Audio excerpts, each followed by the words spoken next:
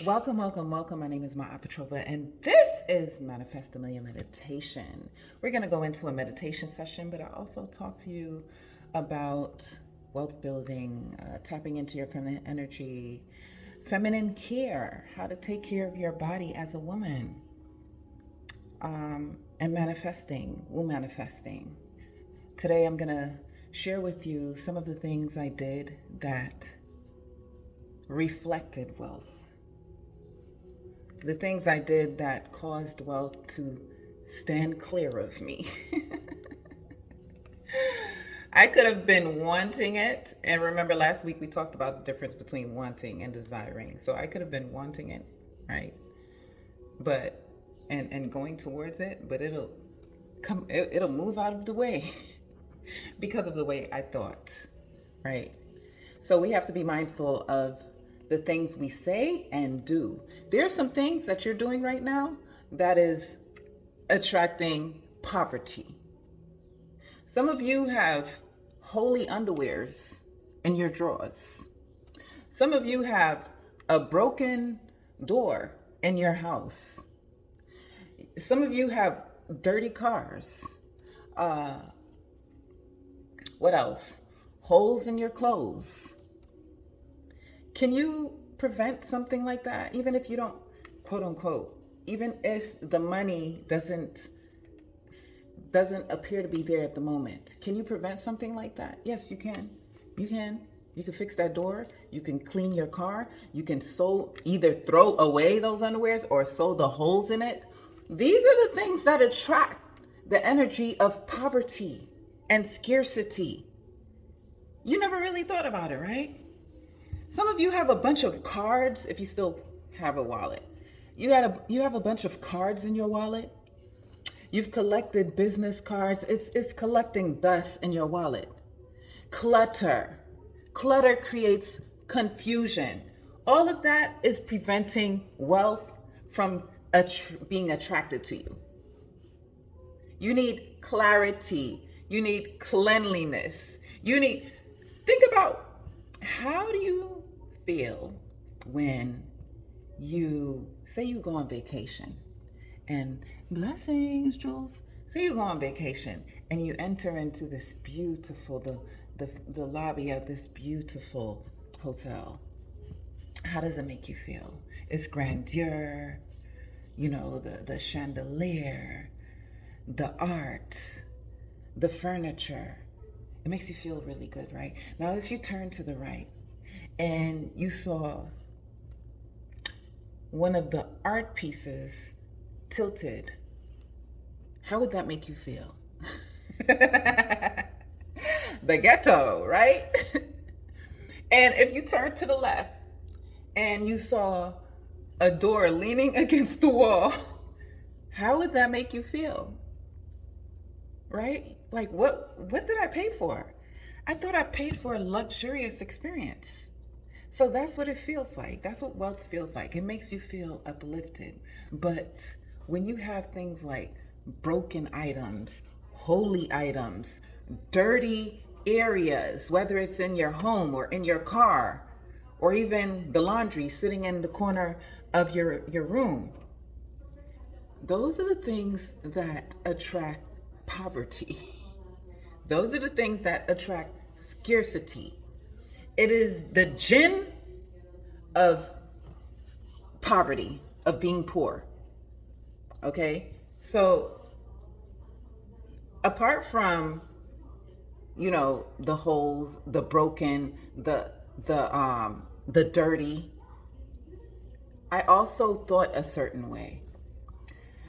When you say things like, I don't have it right now, I can't afford it, things aren't working out for me financially, those are the words of a poor man. Meaning, you're not poor, but your words are. Your words are what's attracting the scarcity. You have to change that. I don't have it right now, even if your bank account is at a -0. You have to change that I don't have it to I am building wealth. I am building it. I am building my wealth. You even like when you say things like I'm sick. I tell my daughter that if they say I'm sick, say I am getting healthier right now. I'm getting healthier. You cannot keep speaking poverty, sickness, and lower vibes into your life. It is time to do a cleaning, a general cleaning. Cleaning of the way you speak to yourself and the way you speak life or death. You can either speak life or death into your life. And when you say, I'm broke, I don't have it, that's speaking death into your life. That's speaking lack into your life. So these are some of the things I started doing again after plummeting from making millions to losing 40% of it and then catching myself. These are some of the things I was doing. I was saying, oh my gosh, I was feeling the feeling of you kind of start hyperventilating inside, right? Like, oh my gosh, how am I gonna pay this bill? You start talking all scarce and scary and poor. I'm gonna pay this bill. Oh my gosh, people they're not gonna wanna buy that. People can't afford it. You start predicting what other people's pockets has, especially as a business owner, right? Maybe they can't afford it. You start projecting poverty from yourself onto other people.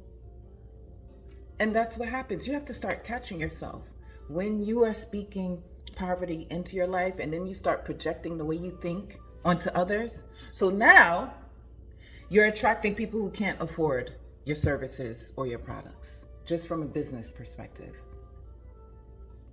But apart from that, if you keep saying, I cannot afford it, I don't have it. I was with a little girl one time, right? I was visiting her mom, and we were going to the beach, and she didn't have a proper bathing suit to fit her. She had outgrown the bathing suit that she was about to wear. And I said, oh no, maybe we can stop at Walmart to get you another bathing suit. She said, no, I'm not gonna ask my mom for that. She can't afford it. And that's where it begins. If you have children, that's where it begins. You're walking around saying, I can't afford it. I ain't got it. Don't ask me for nothing. You come in here, don't touch a damn thing because I'm not giving it to you. I don't have it. I don't have it. That's where it begins. That's how you start passing down that impoverished, poor mentality to a beautiful young child. And it was empathetic of her and sweet of her to be mindful of her mom, right? But I also noticed in that moment, damn, she's already passed down her scarcity mindset to her child. And now your child is now going to have to unlearn what you've taught them. Now you're giving your child the same work. You're giving her, when you could have passed on from your poverty mindset and evolved out of that into something that would allow you to attract more wealth. So now you've grown, you've evolved. Instead of passing evolution to your child, you're now passing, again, what we call generational curses. Thank you so much for the badge, Ray. Now you're passing generational curses. Generational curses aren't curses, right? They're just patterns. They're patterns and practices and bad habits. That's what a generational curse is. Patterns, practices, and bad habits we refuse to break ourselves free from.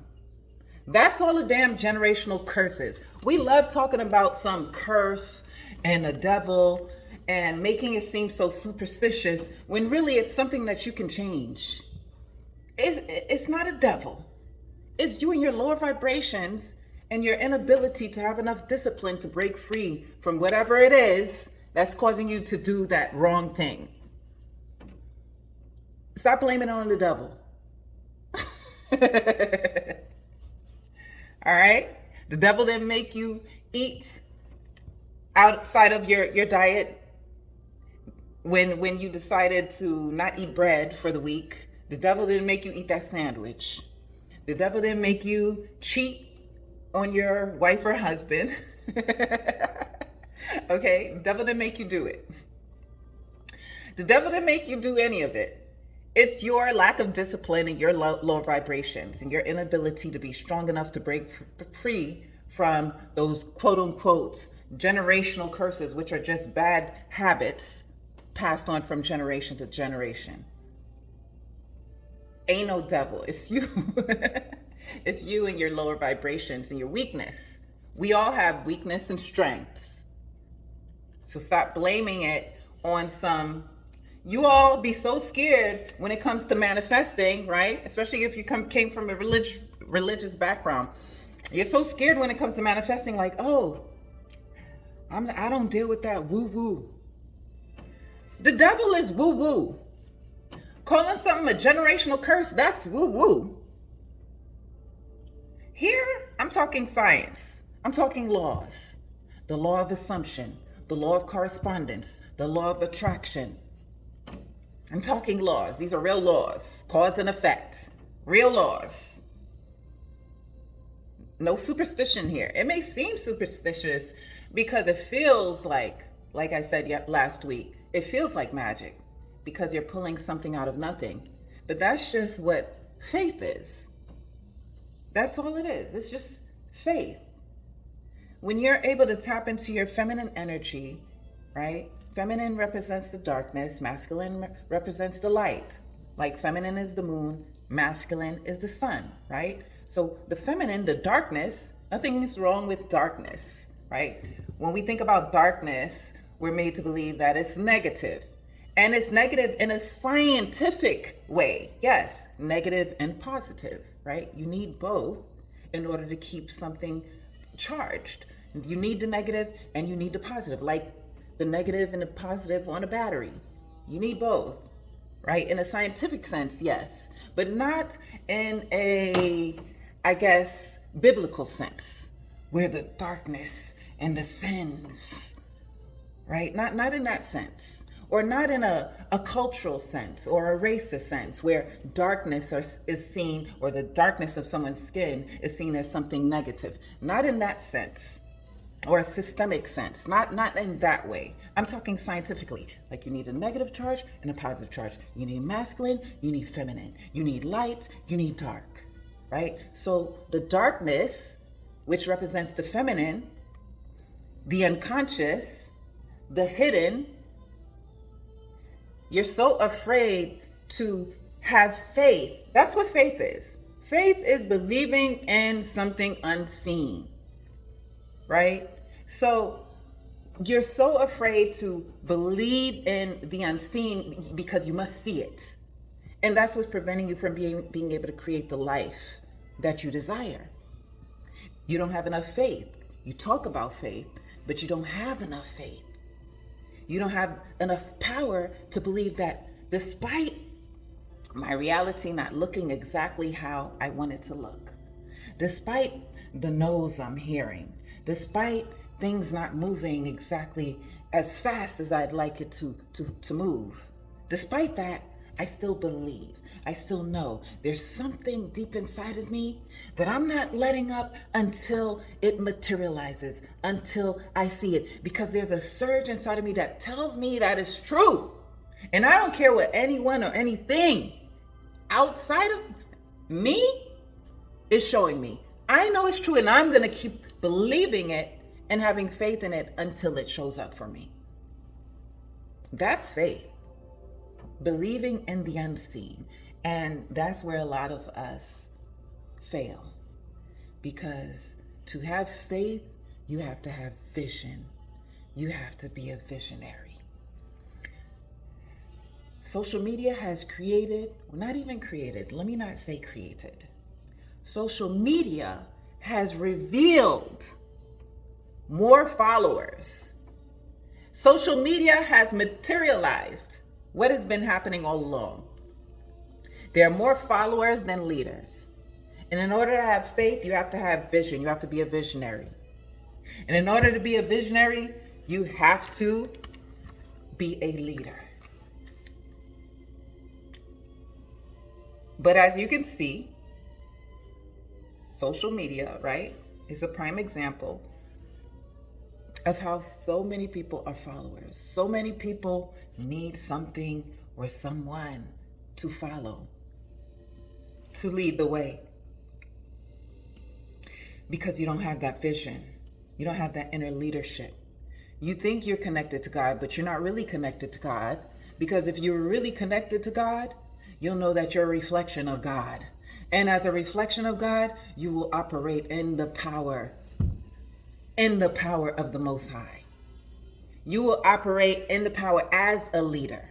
If you are a microcosmic reflection, a son or daughter of God, then you will operate that way. You operate that way as a leader, not a follower. This is the reason why people get so upset at celebrities. Do you know how normal a celebrity is? You know how much of a regular ass human being a celebrity is? Or a social media influencer. You people get upset at a celebrity or an influencer for being human. Those people are so human. You get upset at them because deep down inside, you're looking to them to follow. You're looking for them to validate how you feel instead of being self-validated, self-assured. That's the reason why you get upset at these celebrities, because they challenge how you feel and how you think when they veer left or right, when they do something outside of the box, when they make humanly mistakes or wrongs. You get upset with them because now they're challenging how you felt about yourself and how you felt about them, because you're looking to them as your leader. Little did you know, you look to these celebrities to lead you. That's why you follow them. I don't have no followers for no reason. I'm talking about like the amount of people that I follow on this platform. It's not for no reason. And the platforms that I do follow something on, I'm following quote pages, or I'll follow a workout page. Quote, workout. What else do I follow? Quote, workout page, or motivational speakers. That's it. That's all I follow.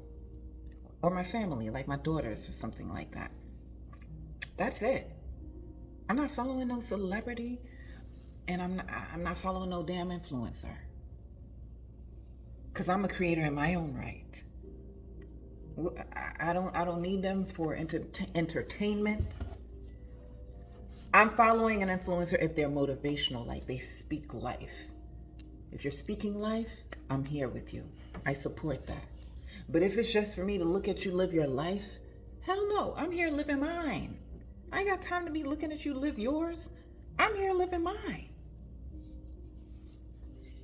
So this is why your goals and dreams aren't coming into fruition. And this is the reason, these are the roadblocks I experienced when I went from being wealthy to then poverty and then wealthy again. That poverty deep in the valley moment, I started thinking poor again. I can't afford it. I ain't got it. Oh my gosh. I started injecting fear into my reality. When I spoke about the hotel earlier, I was bringing it up to talk about a feeling.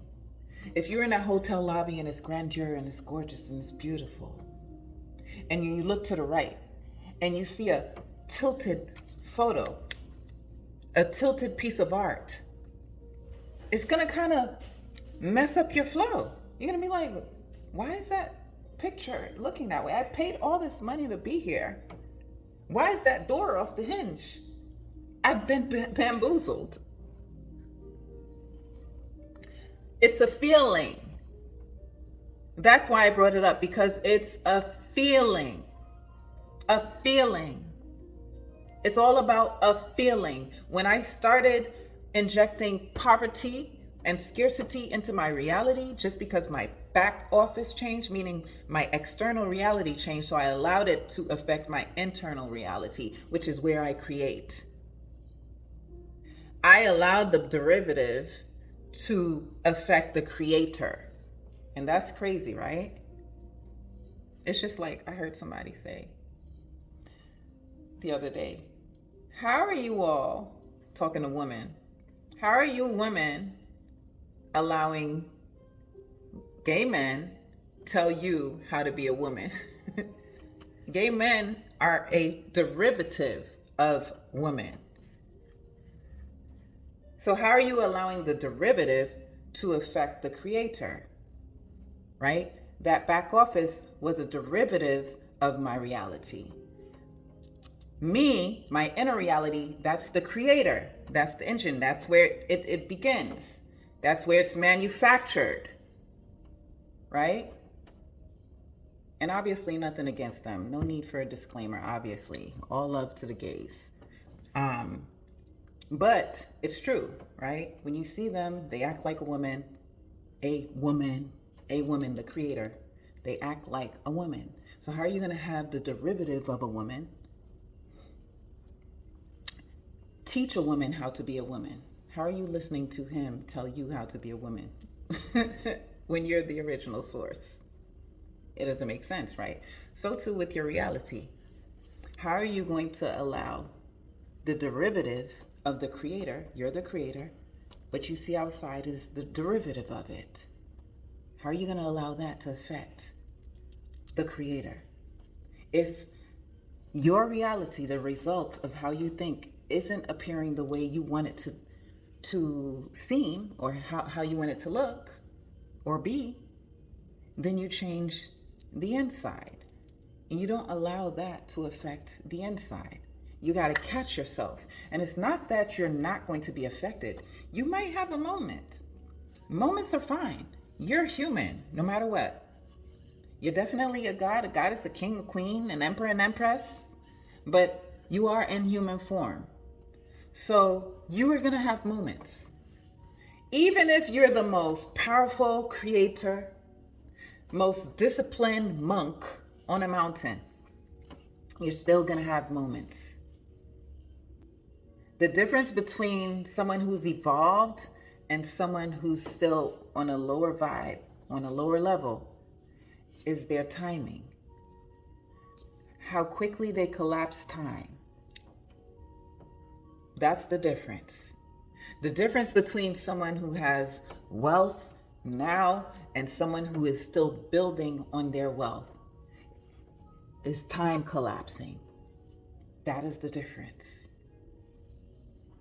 When I used to be reactionary and angry, my time didn't collapse fast enough between what caused me to react and me calming myself down. The time, it's the time. That's the difference between someone who is on a lower vibration and someone who is on a high vibration. It's time. It's time. It's time. Someone who is on a lower vibration is on a slower vibration. Someone who's on a higher vibration is on a faster vibration. Just like the pellets of a fan. When a fan is on a lower vibration, you still see all 4 pellets, right? If the fan is spinning slower, you still see all 4 pellets. But when the fan starts to speed up, what do you see? Nothing. It becomes 1. So that's the difference between someone on a lower vibration and a higher vibration. It's speed. It's their ability to collapse time, right? So when I used to get angry, I see you.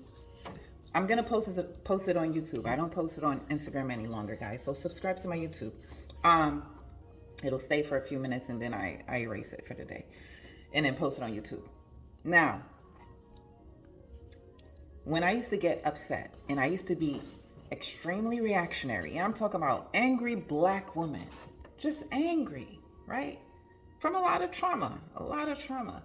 You know, you just become angry because you don't know how to express these things that has happened to you or happened for you, right? As a victor, it happens for you. As a victim, it happened to you. So as a victor, you don't understand why these things happened for you. You don't have a way of conceptualizing it, of understanding it. So you become angry. You become angry because you just don't understand how to express it. It's a feeling inside of you, and you don't know how to express it. You don't yet know how to alchemize that feeling into something positive. It's like how I told you all. If you're feeling angry, you're feeling sad, you're feeling stressed, you're feeling depressed, it's okay to feel those feelings. And it's okay to have your moment. You can drop a tear. You can curse. You can feel stressed for a moment. It's okay to have those feelings. But again, the difference between you, or it may not be you, but the difference between someone who is going to stay there and be angry all day, sad all day, stressed all day, depressed all day, and someone who will allow themselves the moment is time. That's the only difference. And that's why the wealthy say that one of the most valuable things is time. That's why we, the wealthy, are you we, the wealthy? That's why we, the wealthy. When I say that's why we, the wealthy, did you think, oh, that's her and those wealthy people? Or did you think, yeah, that's we, us, the wealthy?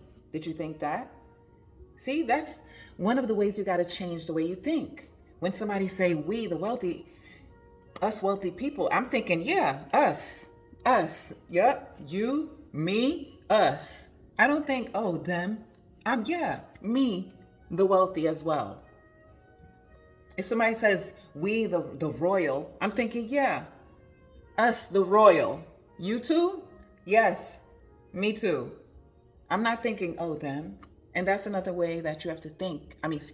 You have to shift the way you think. But anyway, that's the difference between someone who will stay depressed, laying in bed all day, someone who will stay sad, having bouts of crying all day, someone who will stay angry, start thinking about it, get it riled up. Then, something will distract them. Then they start thinking about it again. And they're like, oh, yeah. And why would they do something like that? And how dare them? And they start thinking about ways to get themselves riled up again and angry. The only difference between someone on a lower vibration and someone on a higher vibration is time. Someone on a higher vibration is not that. They're not going to feel triggered. They're still human. It's not that they're not going to feel triggered. We feel triggered. It's the time that elapses in between feeling triggered and being well again. Because you're not well when you're angry, you're sad, you're upset. Those things aren't only feelings, they also make your body sick. When you're upset, you're angry, you're stressed, you're depressed. They also make your body reacts to those feelings as well, negatively. And your body has a somatic response to those emotions. They're really powerful. Emotions can create a tumor in your womb. Emotions can create cancer in your heart. Emotions are powerful creators. You cannot create without emotions. So the anger is good, the sadness is good, the depression is good, the stress is good, but it's how you're using it. Are you using it as someone who's just going to lay there and accept it? Or are you using it to create? Are you using it to create? If you're angry in that moment, get upset and get angry and be like, you know what? Yeah, you got to switch it. And yeah, it may feel corny, but you have to switch it and have a creative moment. It didn't work out for you? oh my gosh, you know what? What if it does work out? What if you got to start saying the what ifs in a positive way? What if it does work out? You know, just like the bus moment I always talk about. When I missed the bus and I was trying to get to school. I was in grad school. I was trying to get to school, had Lotus on one hip, the bag on the other. I'm going to forever tell that story because that was one of the pivotal moments that I shifted my reality right before my eyes. I literally shifted my reality. And that was when I realized, oh, that's how you do it. Okay, because I was pissed right in that moment. Whereas before, I would just stay angry and keep cursing my day out. Just keep conjuring up those moments because I start resorting back to the very thing that triggered me in the first place. But that day, because I was taking this Kabbalah course, I started to implement the teachings in that course. And in that course, which I tell you all about, being proactive, not reactionary, I started to implement what they taught about being proactive and not reactionary. And they tell you to just breathe. And they tell you to stop. And then they tell you to, shift it and reverse it into something positive. So I started to practice it. And when I missed the bus, knowing that I was about to be late to school, and I had Lotus on the hip and the heavy bag on the other, and I said, you know what? I got upset. I was cursing myself out for like a whole minute straight. A minute seems like a long time if you're just saying negative things to yourself. Oh, fuck this shit. This is bullshit. I can't believe I missed the bus. My day is going to go bad. I'm going to be late. The professor is going to look at me again like I'm not. You start cursing yourself. That's a long time to be cursing yourself. A whole minute. Maybe it was 2. Who knows? But it wasn't that long because I could still see the bus just a block away. And it doesn't take a whole minute for the bus to get right there, right? So I stopped and I said, what if I'm angry still. My blood is still boiling now. But I'm alchemizing that blood. I'm alchemizing it from using that anger against me to intentionally alchemizing it into what I do want. Now, do I know if I'm going to get what I want? No, because I still feel angry. I'm pissed still. I don't know what's going to happen. All I know is that I want to do something better. I want to try something better. I'm tired of being out of control of myself. I'm tired of feeling this way. So what am I going to do? I started saying, what if your day works out? What if something good happens? What if you get to your class and the professor doesn't look at you like you're a failure? What if you do somehow, some way get there on time? I started saying, what if? I don't know what's gonna happen. I don't know. All I know is that I need a change. This is not working out for me. This anger feels horrible to me. I'm tired of being angry. I'm always angry. Every little thing triggers me. I'm tired of feeling this way. So I started saying, what if your day works out? What if something good does happen? What if the day ends up being amazing? What if? I started saying, what if? And then boom, a second later, the bus is still in sight. I could still see the bus going up the hill on Bedford Avenue. Right before it hits Eastern Parkway. I could still see the bus. And I say, what if? And then my neighbor rolls up. And he says, you need a ride? It was cold that day. Or maybe I'm lying. I don't know, but it feels like it was. I was in school, so yeah, it was cold.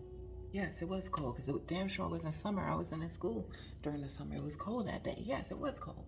Yes, it was cold, actually. I think it was even snowing. Yep. It was a cold day on top of that. And that's why neighbor looked at me and drove up and asked me if I needed a ride because he saw me standing there in the cold with my daughter. He never offered me a ride before, ever. We always just say hi and bye. But this day he offered me a ride, and we ended up passing the bus. And not only did we pass the bus, he dropped me in front of my mother's house where I was dropping my daughter off, as opposed to me being dropped off on a corner where the bus would drop me off. And that's what I mean by collapsing time, and the difference between someone who will stay there in their negative state and someone who is a creator who would feel the feeling and turn that negative feeling and that anger or frustration or sadness into creating something quickly for themselves. That's the difference between the poor and the wealthy. Time. The amount of time that elapsed between being triggered and creating. Someone who is in their lower vibration, they're going to remain a victim, and they're going to stay there and allow it to happen to themselves. Someone who's a creator, they'll feel the feeling for a moment and they'll alchemize it into creating what they desire. And that's the difference. That's the difference between how I thought when I went from making the millions to then, oh my God, being affected by my external reality. The bus leaving, that's my external reality. But I know that I'm also a creator. At the time, I didn't really feel like a creator. I wasn't convinced that I was a creator, because all I was feeling and experiencing was failure, a lot of poverty, a lot of just struggle. I didn't feel like a creator, but I started to act as if I was one.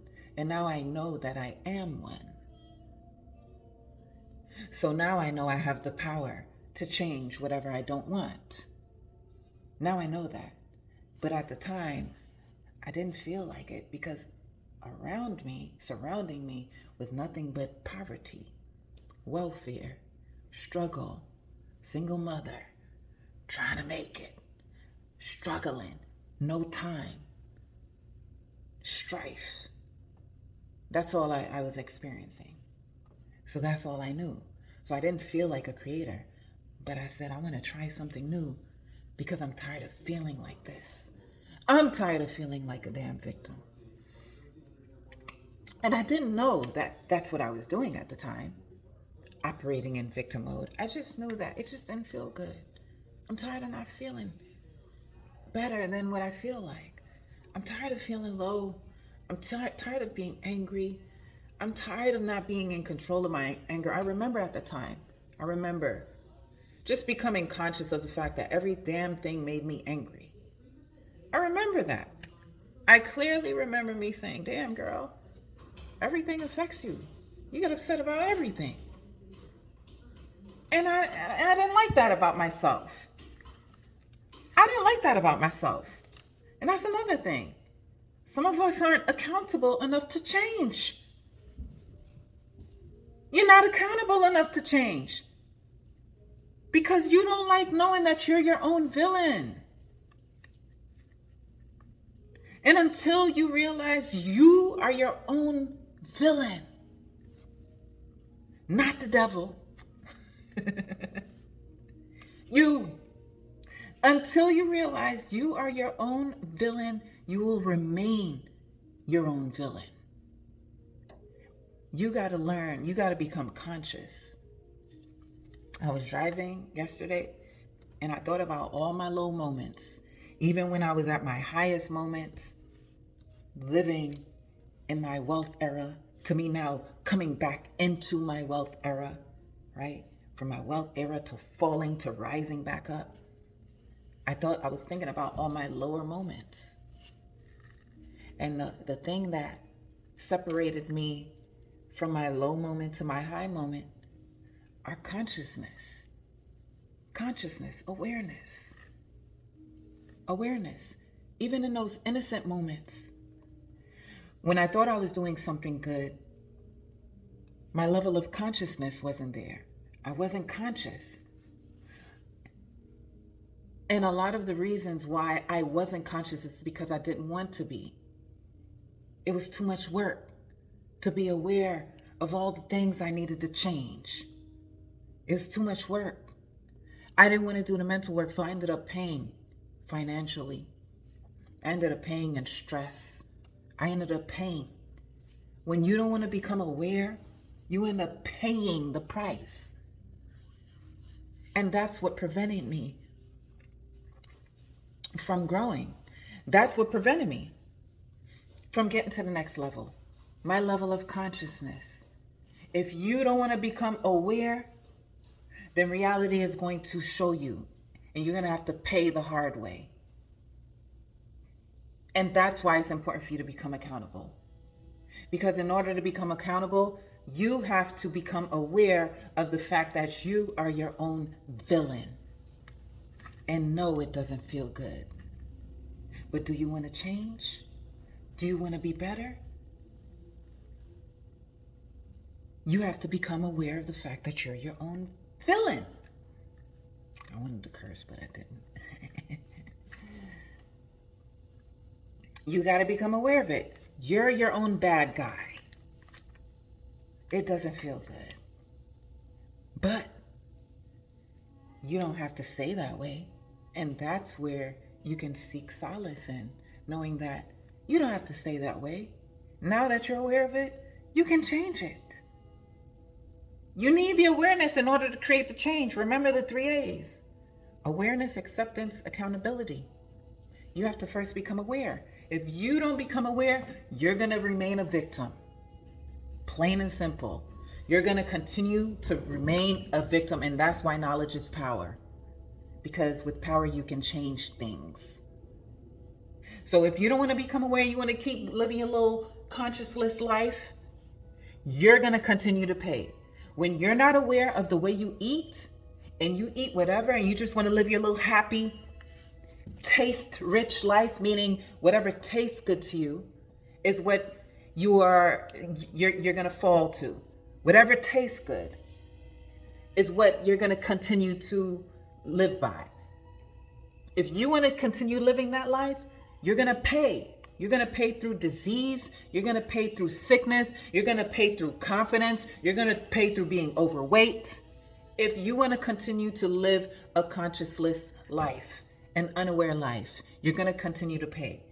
And that's the way it is expressed through your body. But in other ways in your life, like when you're not conscious of how you think and how that affects your wealth, you're going to end up paying. You end up paying more. Consciousness will save you money.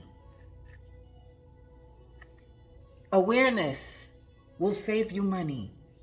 And not only money and cash, but it'll save you your health, which will still save you money. It'll save you in your emotions. Milo over there snoring. It'll save you. It'll not only save you in money, it'll save your life. If I would have continued on the path that I was on as a teenager, a traumatized teenager, I would probably be dead or somewhere with a terminal disease. Trust me. But consciousness saved me. Consciousness saved me. Consciousness, becoming aware of how I was my own villain. That's what saved me. So until you become aware of how you're your own villain, you're never going to take accountability. And you're never going to be able to change. Really quick story, and then we're going into our meditation. My daughter's dad, at the time when I decided to, in my 20s, we met. At the time when I decided to be involved with a man like that, I too was unaware, right? I was in my trauma season. So in me being in my trauma, I'm making decisions out of trauma. You understand? I'm making decisions out of trauma. Not knowing that, being unaware, being unconscious, I'm making the decision to be with an emotionally unavailable guy who, when you bring things up, He'll blame it on you. He'll gaslight you. And there's a lack of accountability to want to change, right? Fast forward years later, we have a child, and my daughter is texting him. She did not wish him Happy Father's Day. I said, really, you didn't? She didn't tell me that. You know, she lives her own life. She communicates with him on her own. She said she did not wish him Happy Father's Day. And the only reason why I know this is because she was away and she asked him for some money so that she can get a souvenir. And he was like, you forgot something. And she's like, what? What did I forget? He's like, you forgot something. Thank you so much for the badge, Jules. He said, you forgot Father's Day? And then that's when she texts me. She's like, I was just trying to ask him for, some change so I could buy a souvenir. And then he wants to bring up that I didn't wish him Happy Father's Day.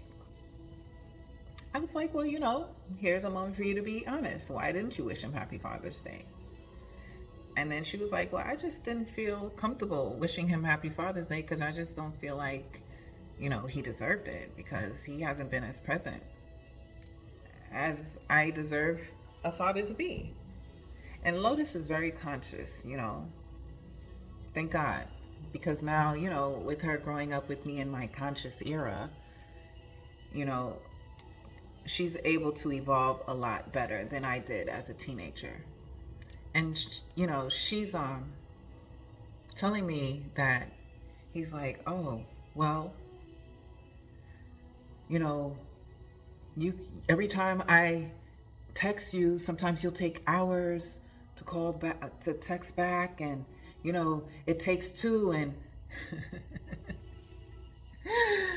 I'm like, wow, no growth. Same person.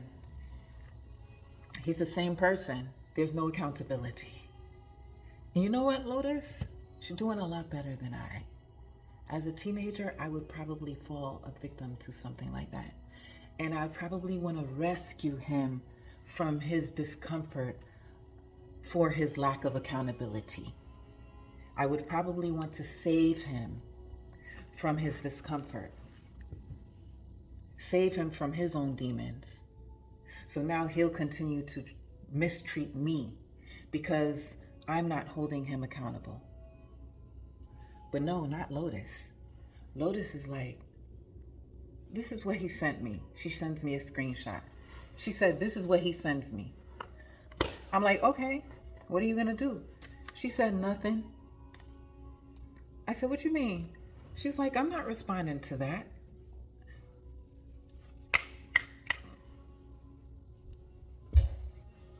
Yes, Lotus. And this is what the difference is between passing down a generational curse and breaking those bitches. Because it's not a curse. It's bad habits. It's lack of consciousness. Passed down. And I'm so grateful that I didn't pass it down to my daughter. So she says she's not responding to it. I was like, oh, okay. So she wakes up the next morning. And then she tells me he texted her again. I said, really? He was like, yeah, So Lotus, you have to, learn how to text back, because I'll call you or text you. You take hours to, again, projecting and blaming as opposed to taking accountability, being the victim. He's still the victim.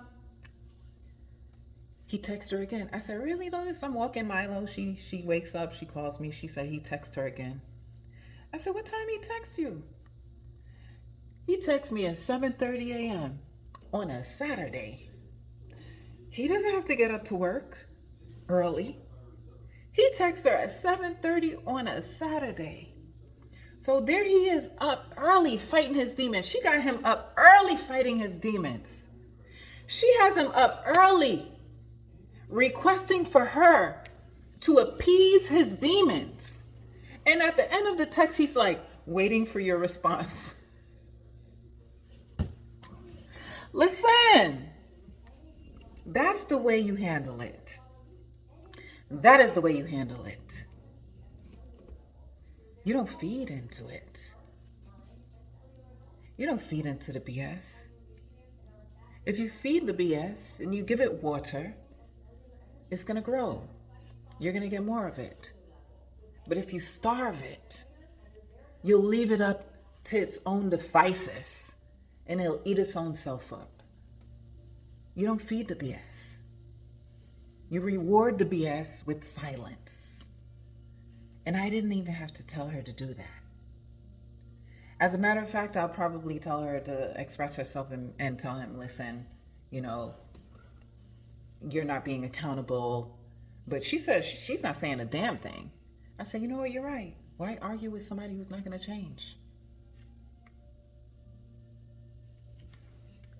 What did he initially say to Lotus? He said, he didn't even acknowledge the fact that she needed money. First of all, she was away on a trip. He just said, oh, you weren't here for that part. All he said was, you're forgetting something. You're forgetting something. And it was Father's Day. She didn't wish him happy Father's Day. So the second thing he said at 7:30 a.m. was he just repeated himself. He just repeated himself, and she was like, he's just saying the same thing twice in a different way. That's what Lotus said to me. So basically just repeating himself and still trying to make her feel accountable for his lack of connecting with her. His lack of involvement in her life. So back to accountability. That's what lack of accountability looks like. It looks like victimhood. Lower vibrations. You're never going to change because as a victim, you're always seeking outside of yourself for something to make you feel better, for something to change you. And in this moment, the father, Lotus's dad, was looking to her to appease his demons. He was looking to her to say, you know what? Yes, I could do better as the damn child. I could do better. And text you right back. It has nothing to do with her texting right back. You're the one who's just not involved enough. It has nothing to do with her. All he had to say was, you know what? You're right. I could be a little bit more connected, more involved with you. That's it. These are the ways that I'm going to be more connected and involved in your life, Lotus. That's it. That's all he had to say. And follow through with some actions.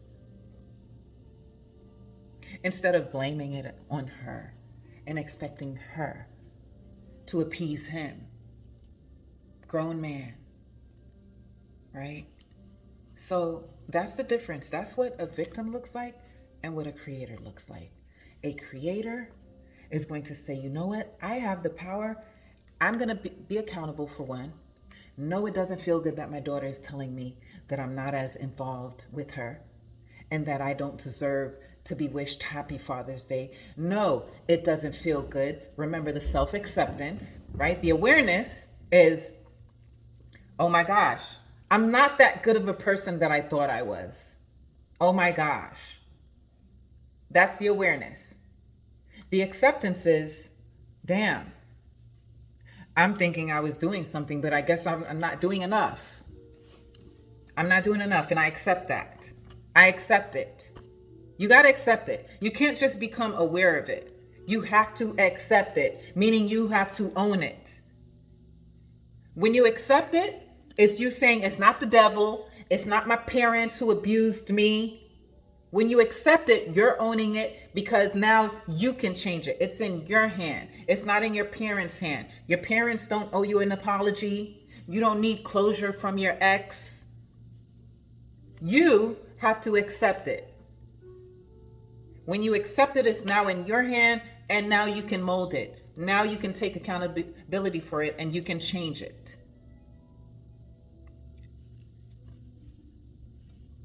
So that's the difference between a creator. You have self-awareness, self-acceptance, and self-accountability to change it. And a victim, you just allow things to happen to you, and you're continuously waiting for external sources to validate your existence. All right. So those are all the differences in how I thought as a creator or a victim. If you're somebody who thinks like a victim, that is the thing preventing you from attaining your goals, your desires, your wealth, your monies that's surrounding and waiting for you. That's what's preventing you. It's the way you're thinking, like a victim, as opposed to a creator. And again, take it all the way down to the way you eat. How does a poor person eat? With the lack of awareness. They'll eat all the junk food, the candies, the fast foods. Again, the difference between you and somebody who's wealthy is the awareness. Someone who's wealth conscious, you don't have to be conscious in any other area of your life. But if you're wealth conscious, you're going to attain wealth. If you're health conscious, you're going to attain health. There's so many different areas in life where you have to become conscious, yes, but you don't have to be conscious in all other areas in order to be conscious and successful in one. If you're business and wealth conscious, you're going to be successful in wealth and business. If you're body and health conscious, you're going to be successfully healthy. So the difference between you, or not you, it may not be you again. I'm not going to point the fingers to you, but the difference between someone who is on a lower vibration and struggling and someone who is on a higher vibration and experiencing success is the time elapsed between consciousness. When I went from being angry all the time and allowing my whole day to be ruined because I would continuously conjure bouts of anger because that's how I identified myself, I'm allowing a lot of time to elapse between me and my success. My success would be peace and happiness in that moment because I had anger.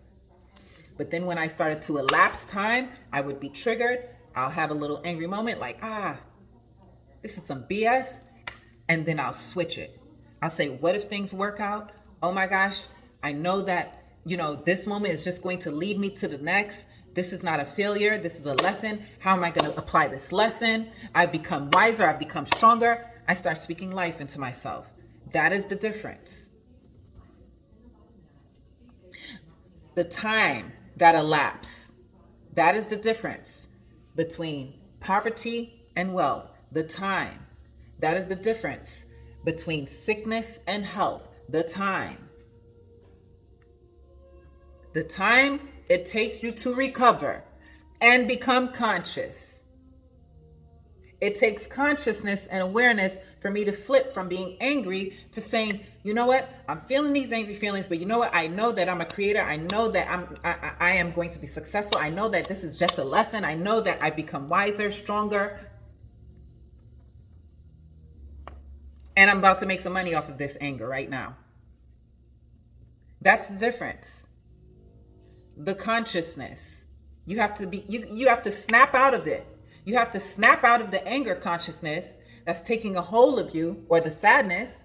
You have to snap out of it and jump into another level of consciousness and start looking at the angry self, right?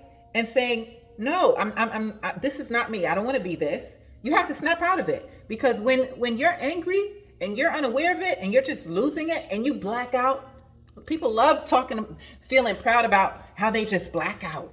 They love feeling that, like, I black out. They love feeling proud about that. I lose it. But you're unconscious in that moment. You're being controlled by something in that moment. You lack the ability to create in that moment. When you black out, when you lose it, when you start being reactionary. When you're reactionary, you have no control. You lost it. You're not the creator. You're just a puppet reacting to a situation. You're no longer in control. You're no longer the boss. So you have to jump from the anger consciousness. It's a consciousness, it's an awareness. You have to jump from the anger consciousness, sunshine. You have to jump from the anger consciousness to the I am a creator consciousness. It's just the time that elapsed between your consciousness. If you identify with poverty and being wealthy, it's just the time that elapsed between the consciousness of poverty awareness and wealth awareness. It's the identity time elapse. It's just time. That is the difference between a lower vibration and a higher vibration. It's the slowness of the vibration and the speed of the vibration. That is just the difference. It's time. That's it. That's what makes someone more wealthy. Time. A slower vibration, you see. A faster vibration, it becomes one. So when you are able to separate the difference between your lower vibes and your higher vibes and combine them together, it's not that I'm no longer lower vibrational. It's that I'm using my lower vibration to, how would you say, to complement my higher vibrations. I'm using it to alchemize what I want. I'm using the lower vibrations to create what I want, to mold it. Because again, what did I say last week? You need the fire, you need the passion. You need the fire, you need the passion. Somebody asked the question, how come, spiritually conscious people aren't wealthy? They're woke and they're broke. Spiritually conscious people aren't wealthy because they don't have the passion for the money, for the wealth. They start talking things like, well, money is evil and I'm fine living my simple life. They don't have the passion for it. You have to have the passion, and that's okay if that's the way they want to live, spiritually conscious, with their crystals. And I'm that girl too. I got a bunch of crystals. I put crystals in my vagina, yoni eggs, all of that. I'm that girl too. But I'm also the wealth girl as well. I love my luxury. I love feeling like a goddess wherever I am. Not only feeling like it inside, but on the outside, right? What makes you feel that way? Again, passion, fire. You need the passion. You need the fire. Today is Tuesday. It's ruled by Mars. Mars is the planet of war. It's a good day to get something going. Using that power, that war energy. For good. For the better. Again, anger is not bad. It's just that you are falling victim to it as opposed to being a creator. Depression, sadness, stress is not bad. We're humans. We're going to have a moment. But are you going to have a moment or are you going to have a mother effing day? You're going to have a whole day being angry. You calm down, you're sipping your tea, and then you start thinking about it again. You get upset again. You're having a whole day. That is the difference between the poor man and the rich man. The time that elapsed. Are you going to have the entire day wasted with anger? Or are you going to change and switch your consciousness from being angry to using that anger to saying, you know what? I'm a creator. I'm going to use this. I'm going to create something from this. I'm becoming wiser from this. I'm becoming stronger from this. Time is the difference. You ask any wealthy person, what is the most priceless thing? It is time. Time. The time that elapsed between your consciousness. And that's why awareness is key. And back to what I was talking about, the people who are woke and broke. I answered this question last week. The reason why a lot of spiritually awakened people, right, spiritually conscious people are woke and broke is because their passion for wealth is not there. You need passion in order to manifest something. This girl, I was watching her YouTube video yesterday.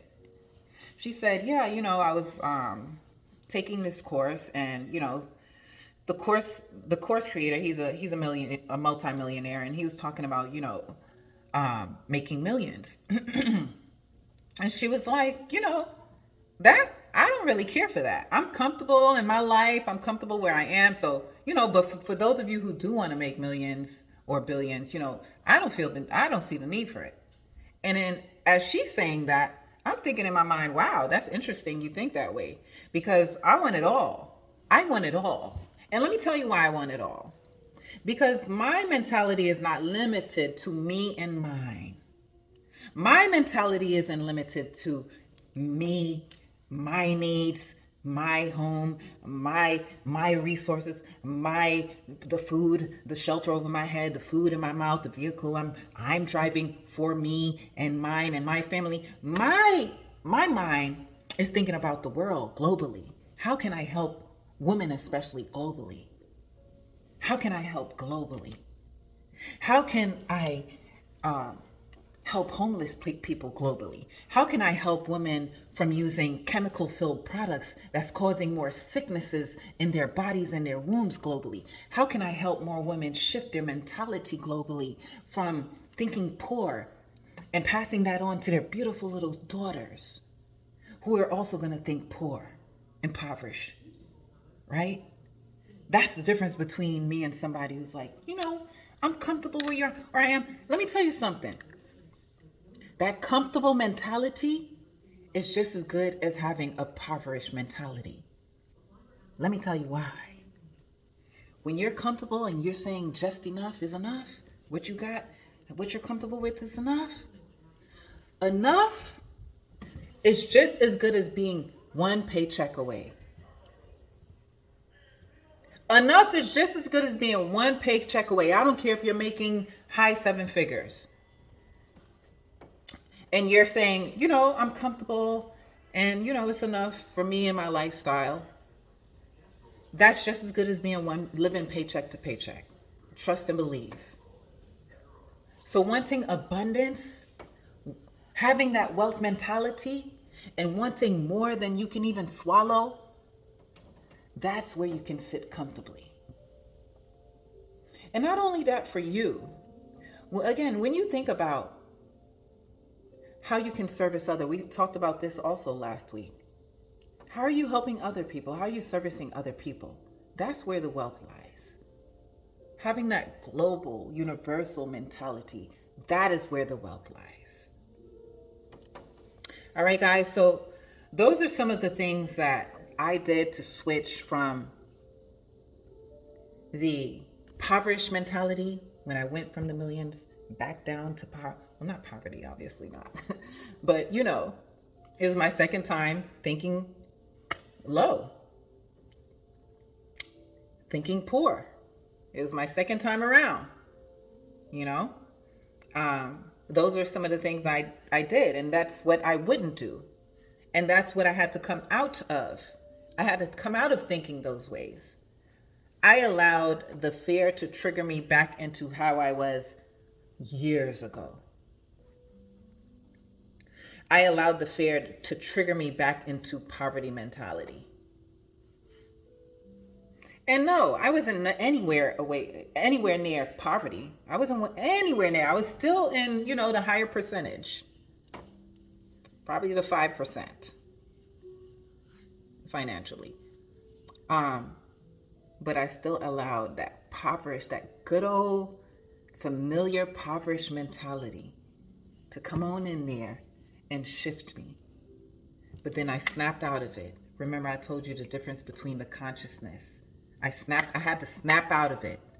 You got to snap yourself out of it. And remember, some of you who have taken my course, Moon Magic, Manifest a Million Meditation, I say to snap and say, that's not my reality. If you want to snap yourself out of that reality of anger, of sadness, of depression, of stress, of being triggered, you say, that's not my reality. You can do something physically to snap yourself out of it and then start speaking life back into yourself.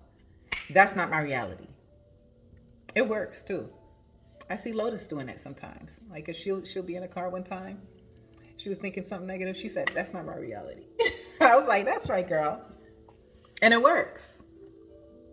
All you have to do is snap and say, That's not my reality. And start thinking and reversing it with positive thoughts. Being powerful. All right, so let's get into our meditation. Damn, I've been talking for a long time. My goodness. So we're going to go into our libations, our stretch, and then our meditation. The meditation is extremely important. Don't go anywhere. Don't you go anywhere. The meditation, it works, right? Yeah, so we're going into our libations, our stretch, and then our meditation. Please don't go anywhere because this is the important part. This is how I shift my reality quickly. It's through visualization meditation. This is how I do it. I close my eyes and I visualize exactly what I want. And this is you setting the tone for your day. As creators, we have to learn to set the tone. You are the thermostat. You have to learn how to set the tone. This is one of the ways that you set the tone, by visualizing and doing this meditation. So we're going to do our meditation. It's not going to take long, but one of the things I want you to really implement while we're doing this meditation is emotions. I want you to really feel it. I mean, feel it. If you feel your eyes start to burn because you're feeling so passionate and tears are about to roll out, I'm talking about that. I need the passion. I need the fire. So as per usual, I'm going to pour the libations. You can respond by saying yes, yao, amen, amin, selah, hallelujah, ashe. Facts, truth, one, ter. Whatever you choose, as long as you're here to raise your vibrations. So we're so grateful, so thankful, so blessed to have woken up on this day. Ashe, ashe. We're so grateful to know that all of our goals and dreams are unfolding as we speak with more consciousness, with more passion, with more fire. We are seeing it materialize before our eyes, and we're so grateful to be in the shoes of a creator. We are all creators right here today because we're all on the same vibration. How do I know? Because we're all here right now. We are here, ashe, and we're so grateful to be here. We're so grateful to have been given the opportunity to have woken up today with the blood, the passion pumping through our veins, ashe, with the breath of life coming through our lungs, ashe, free mind, free thought, free spirit, open heart, ashe. And we're so grateful for all the elements supporting us in that. Call out the names of your divine ancestors, Abasuns and Tarus, Orisha, spirit guides, angels, so all of the positive energies, angels surrounding you, ashe, those who have passed away before you and paved the way, acknowledging them, your ancestors and your bloodline. Call them out, your grandmother, your grandfather, your mother, your father, maybe even a passed away baby, child, ashe.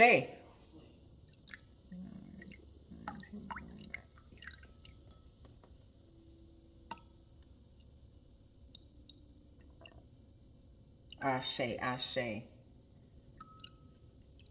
Ashe, who are you calling out? Nettie, Agnes, Gladys, Anthony, Dizzy, Dizzy Mitchell. I'm laughing because, oh my gosh, I know those ancestors. I've been saying them for the past 3 years. That's crazy. So familiar. I love that. Who else? Who else are you calling out? Ashe. Yes, yes, yes. Ashe, I'm just going to say ashe to all the ancestors known and unknown, spoken and unspoken. Ashe, ashe. As we go into our stretch, taking a deep breath in.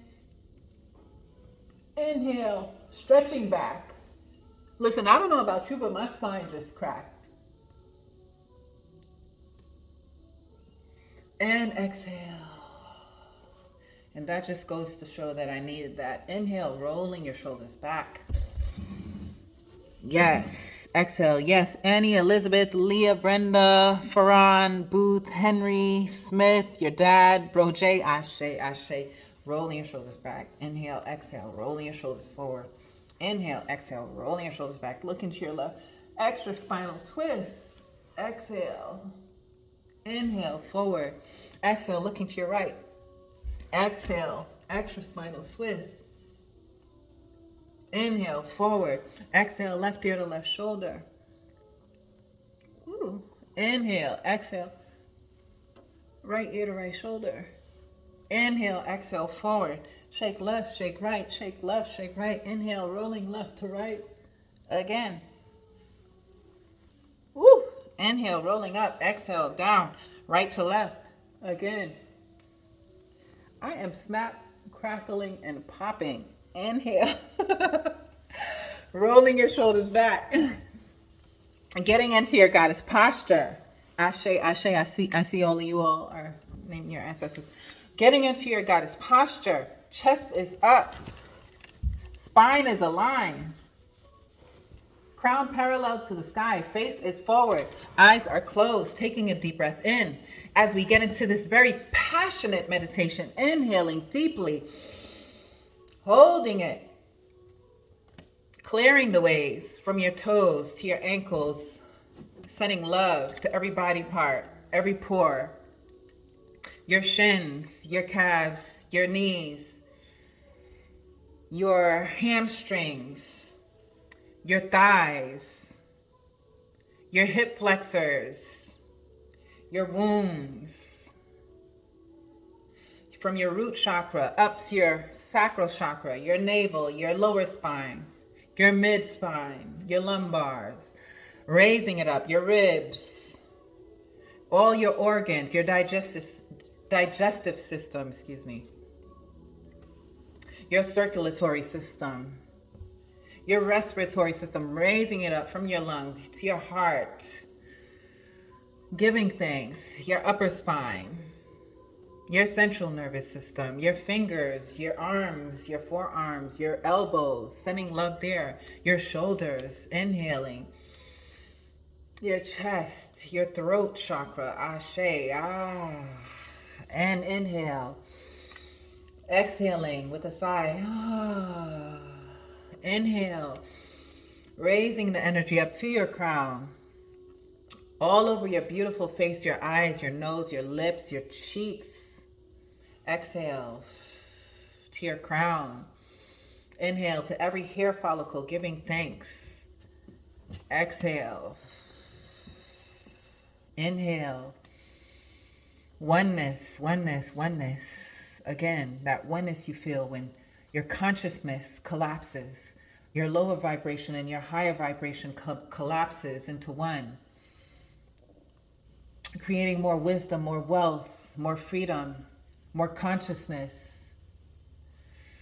Exhale. More prosperity, more success. Inhale.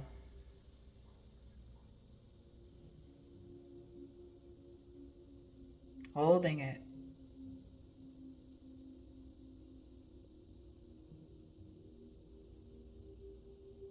Exhale.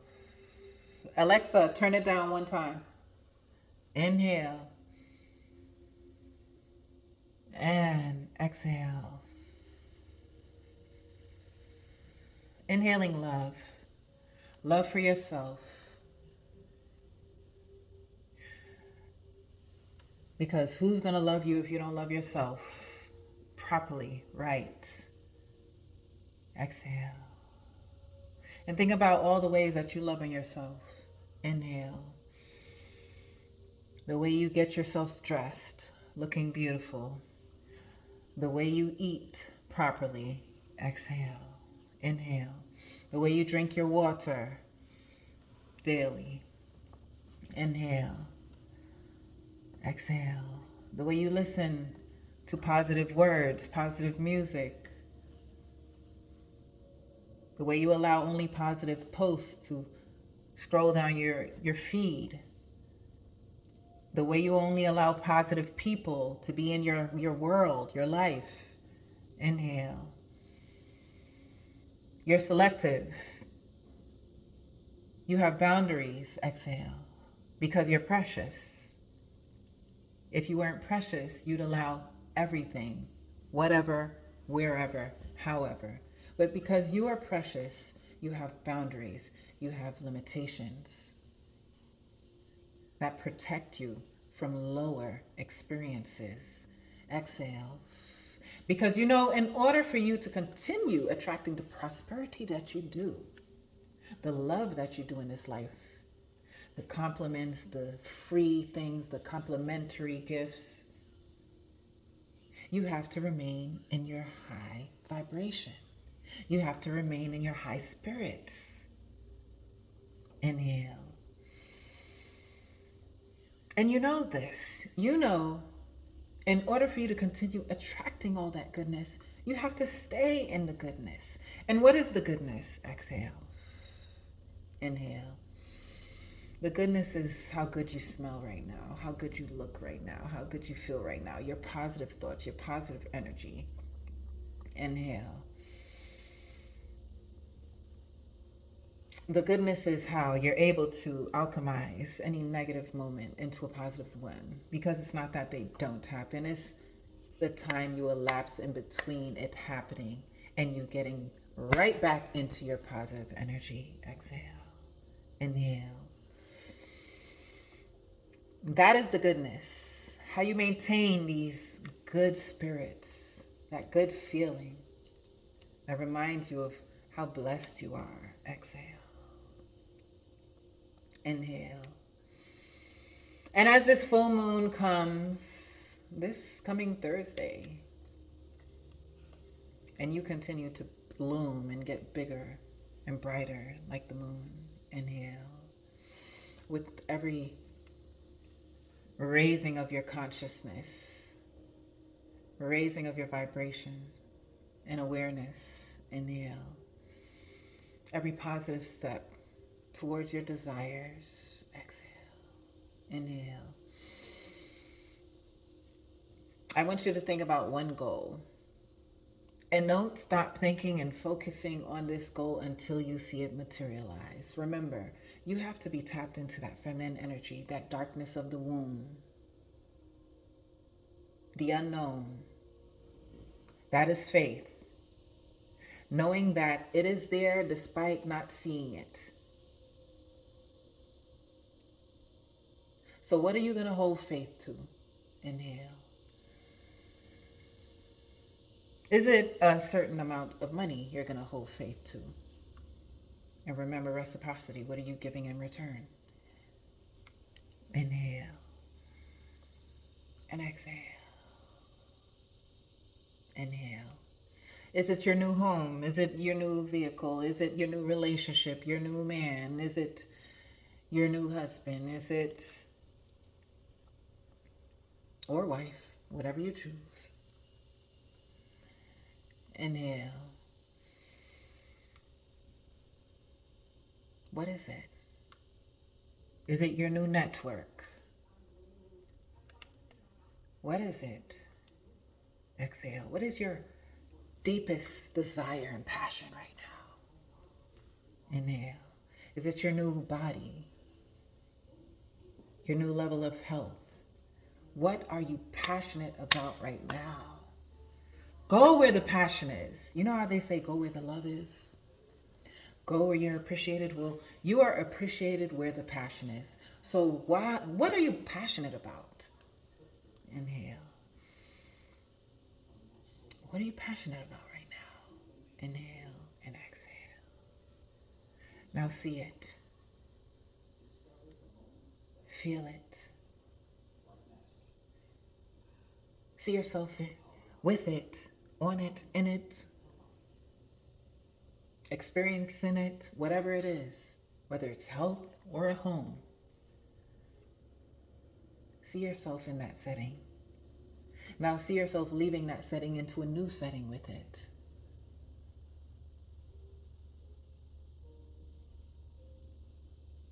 And feel how you feel with it.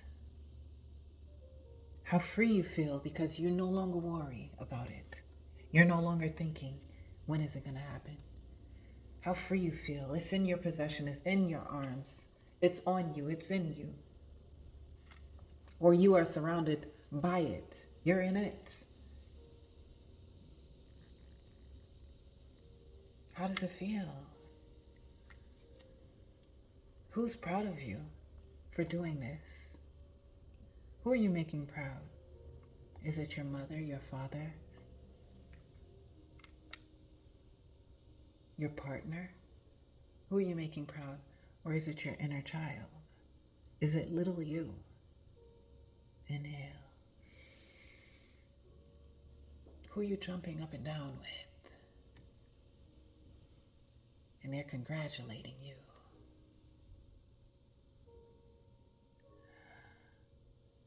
Oh my gosh, yes. Yes. Ashe. Taking a deep breath as we go into our 5 breaths. And as you do these 5 breaths, I want you to conjure more passion, more fire, more fire, more fire. I want you to conjure it up. Feel it. Feel the excitement. Feel the love. Feel the pride.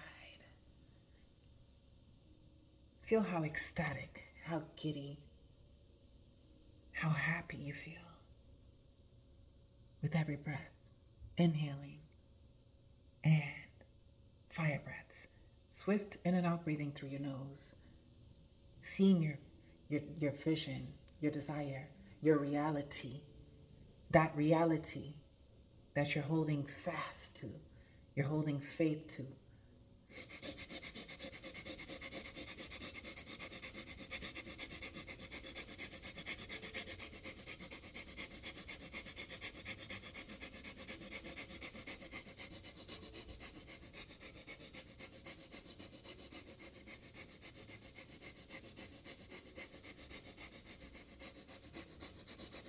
Ashe, ashe, ashe. Inhaling, raising your hands up.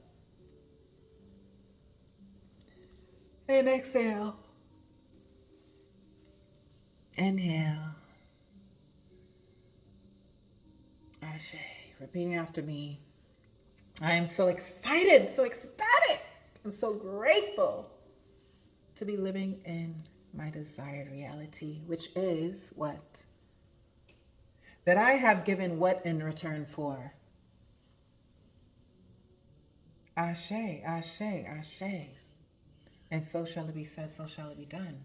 As we go into our mantra, known to raise a low vibration to a high vibration, to change any unwanted situation to a desired one. Say it with me. I am so grateful and excited. I am divinely connected to universal intelligence, love, and abundance. Everything I want to need overflows through me and to me with ease, expeditiously. I am so grateful and excited. I am divinely connected to universal intelligence, love, and abundance. Everything I want to need overflows through me and to me with ease, expeditiously. I am so grateful and excited. I am divinely connected to universal intelligence, love, and abundance. Everything I desire and need overflows through me and to me with ease, expeditiously. One more time. I am so grateful and excited. I am divinely connected to universal intelligence, love, and abundance. Everything I want and need overflows through me and to me with ease. When? Expeditiously. Ashe. And so shall it be said, so shall it be done, so shall it be envisioned and felt, so shall it be lived. Because you're a god, a goddess, a king, a queen, an emperor, an empress. There's nothing you're not. Anything you want to need once it needs you back, once it needs you more. Ashe, ashe, ashe. Ashe. Can I get an ashe? Yeah. Thank you so much for joining me today. My name is Ma'a Petrova. And if you want a breakdown on how I manifest, on how I switch from poverty mentality to wealth mentality into my wealth era again, get Moon Magic. Moon Magic is the program for you. It helps you to see the difference between how you thought in your lower vibration, your lower self, to your higher self. And it helps you to manifest things quickly. Get Moon Magic at femmagic.com. And this video was sponsored in part by Femmagic products, oil, see the glow, oil, Vag Elixir, Yoni eggs, crystals. Yes, Ashe. All available at femmagic.com. Thank you so much for joining me. My name is Ma'a Petrova. Subscribe, watch, comment, and I'll see y'all next week. Bye.